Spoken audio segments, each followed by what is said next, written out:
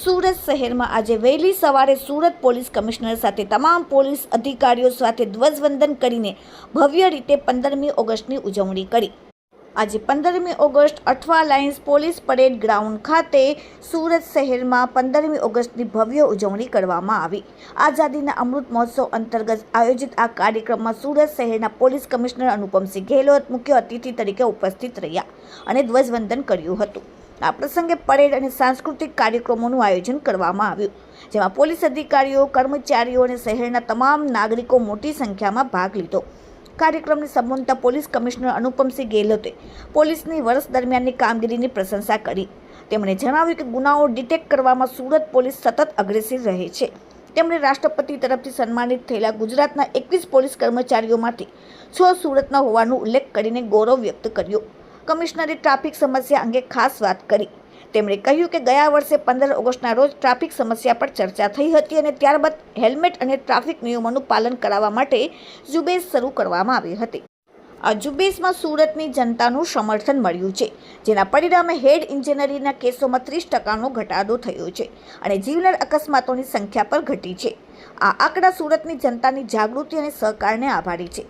Police કમિશનરે કહ્યું કે સાયબર ક્રાઇમને વર્તમાન સમયની સૌથી મોટી ચેલેન્જ ગણાવી તેમણે સુરત પોલીસની સાયબર ક્રાઇમની ટીમની કામગીરીને બિરદાવી। આ સાથે રાજ્યમાં સૌપ્રથમ વખત સુરત પોલીસે વિદેશમાં બેસીને સાયબર ફ્રોડ કરતી ટોળકી સામે ગુજસીટોક કાયદા હેઠળ કાર્યવાહી કરી છે। નાગરિકોને સાયબર ફ્રોડનો ભોગ ન બને તે માટે કેટલીક તકેદારી રાખવાની સલાહ આપી। સાયબર ફ્રોડનો શિકાર બને તો તાત્કાલિક પોલીસનો સંપર્ક કરવા જણાવ્યું। સુરત પોલીસે સાયબર ફ્રોડનો ભોગ બનેલા નાગરિકોને કોર્ટ મારફતે 22 કરોડની રકમ પરત આપવામાં સફળતા મેળવી છે। આ સાથે આજના આ ભવ્ય પ્રોગ્રામમાં પોલીસ કમિશનરના હસ્તે પીઆઈ, પીએસઆઈ અને ડીસીપીનું સન્માન કરવામાં આવ્યું। Bureau report, daily India TV, Surat. અને તિરંગાને સલામી આપી। ત્યારબાદ પોલીસ કર્મચારીઓએ ભવ્ય પરેડનું પ્રદર્શન કર્યું, જે પોલીસની શિસ્ત અને સમર્પણનું પ્રતીક હતું। આ કાર્યક્રમમાં સુરત પોલીસના તમામ ઉચ્ચ અધિકારીઓ અને શહેરના અગ્રણીઓ ઉપસ્થિત રહ્યા હતા। Bureau report, daily India TV, Surat. તમામ વર્ષ પૂર્ણ કરીને 79મા વર્ષમાં અમારા આખા દેશ જ્યારે આઝાદીના હવામાં શ્વાસ લેવા લઈને અને આપણા દેશના ખૂબ ઝડપથી અગ્રસર કરવા માટે જ્યારે વધી રહ્યા છે, ત્યારે આજે અમારા સુરત શહેરના પોલીસ પરેડ ગ્રાઉન્ડ ઉપર અમારા પોલીસ દળના જવાનો, અમારા એનસીસીના અમારા નાના મિત્રો, ટીઆરબી હેડક્વાર્ટરના પોલીસ અને આપ દ્વારા જે રાષ્ટ્રીય ધ્વજને સલામી આપવામાં આવી, એના ખૂબ સરસ દેખાવ બદલ આપ બધાને સૌપ્રથમ અભિનંદન।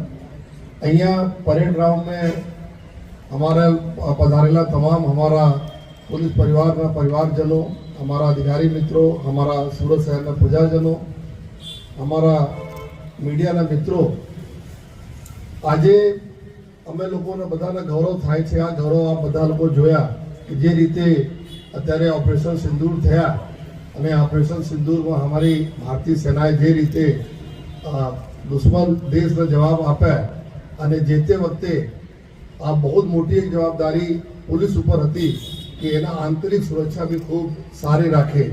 અને મને ખૂબ ખુશી છે કે સુરત શહેર પોલીસ, જો સુરત શહેર અને સુરત જિલ્લા એક સૌથી સંવેદનશીલ જિલ્લામાં સમાવેશ કરવામાં આવેલા હતા અને જે તે વખતે સુરતના તમામ અમારા નાના કર્મચારીઓથી લઈને મોટા અધિકારીઓ તક આ સુરત શહેરને સિક્યોર રાખવા માટે, સુરતના અસેટને સિક્યોર રાખવા માટે, સુરતના લોકોને સિક્યોર રાખવા માટે જે રીતે કાર્યવાહી કરી એના માટે હું ખૂબ બધા અમારા પોલીસ ફોર્સના અભિનંદન આપું છું।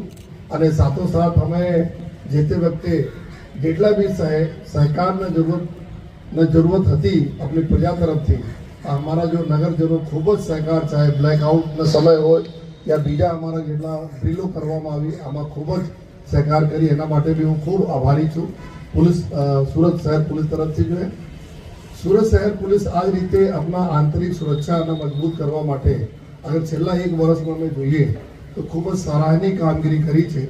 અમે લોકો એક એવા યુનિટમાં છીએ સુરત શહેર પોલીસ કે જે પૂરા દેશમાં સૌથી સારા જો ડિટેક્શન ગુનાઓ થતા હોય છે, ગુનાઓના પ્રિવેન્શન કરવામાં, આમાં જો સુરત શહેર જો સદૈવ અગ્રસર રહે છે, એના તમામ શ્રેય અમારા જેટલા બી અમારા કોન્સ્ટેબલરી સ્ટાફ છે એનાથી લઈને અધિકારીઓને જાય છે અને એને જ પરિણામ રૂપે ગઈકાલે જ્યારે અમારા દેશના માનનીય રાષ્ટ્રપતિ સાહેબ તરફથી જો president medal four meritorious services માટે જો નામોની જાહેરાત થઈ, આમાં આપણા ગુજરાત રાજ્યના કુલ 21 જેટલા અમારા અધિકારીઓ અને કર્મચારીઓના મેડલ મળ્યા અને આ 21 પૈકી 6 જેટલા આપણા સુરત શહેરના અધિકારીઓને અમારા જો કર્મચારીઓ છે એના મળ્યા. એના માટે સર્વપ્રથમ લગભગ જો 30% તક આશરે મેડલ સુરત શહેરમાં મળે તો બધા સમજી શકો કે અમારા જો કોન્સ્ટેબલરી સ્ટાફ કેટલા સારા છે, કેટલા મહેનત બધા કરે છે